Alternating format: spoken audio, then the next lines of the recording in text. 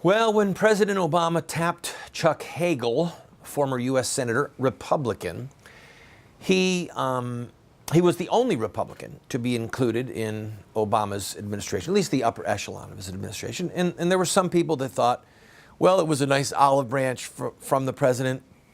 Others thought, we don't like Hagel, he's a squish. Well, as it turns out, Secretary of Defense Chuck Hagel turned out to be the pillar. All right?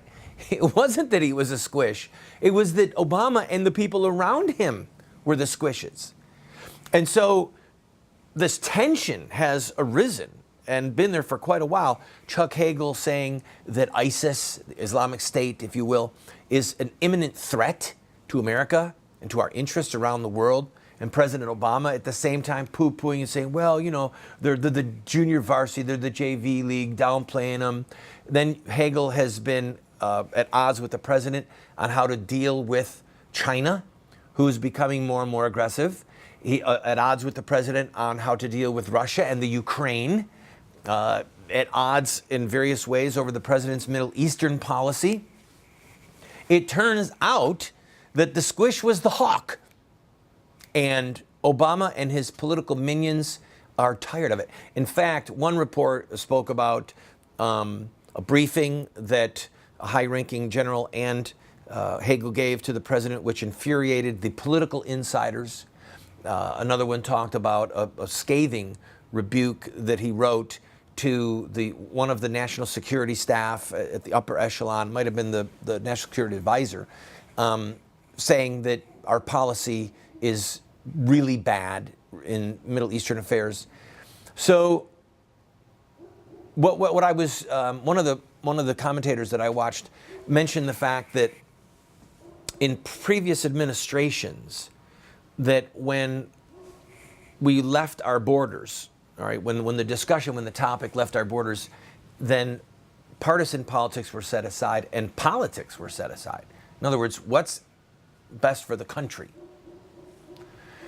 And this particular person who has working knowledge of the White House staff, at least he says he does, said that everything is political there.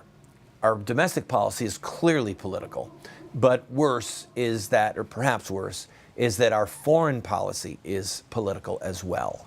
It's not about what is right or wrong. It's not about what is in America's best interest.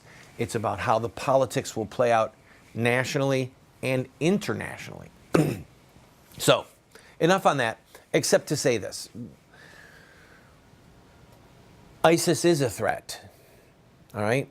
And ISIS is comprised of men and women, and predominantly jihadist men, who are committed to the path of Muhammad, committed to shedding the blood of Jews, of Christians, of other pagans or polytheists or unbelievers, as Muslims call us.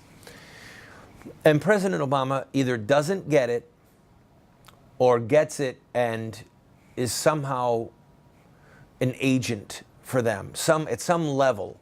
And I don't mean in a conspiratorial sense like Muslims got him in office. I don't mean that at all. But what I mean is that his own sympathies from his childhood and his poor relationship with his natural father and his exposure to Islam as a child, that he has some sympathies that lie there that have really colored the way he sees the world, and worse, have impacted what he does with our military and in regards to our foreign policy with terrorist organizations and state sponsors of terrorism and Syria and Iran, etc.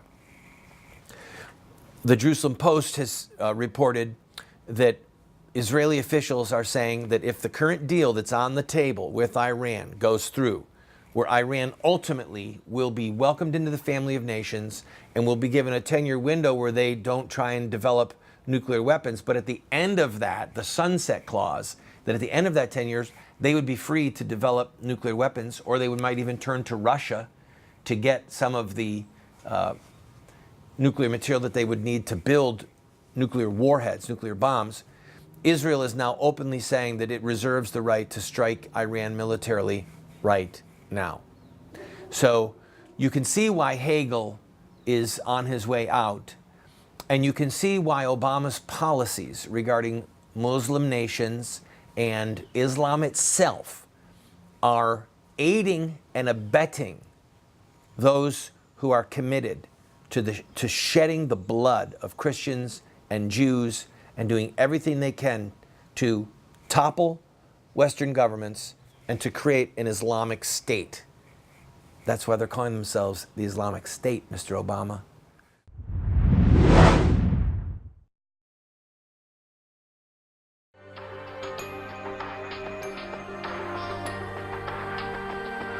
You have two choices. I mean, you can try to raise your children by design, or you will raise them by default. There are no perfect parents.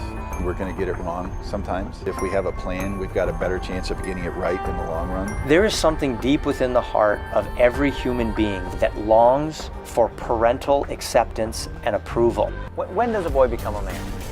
Get a group of guys around and ask them that question. I don't think there's a certain age. Some men stay boys their whole life. I would say, 16, 18 years old. Wow, that's a good question. When they get bar mitzvah. Well, I think when he has a child.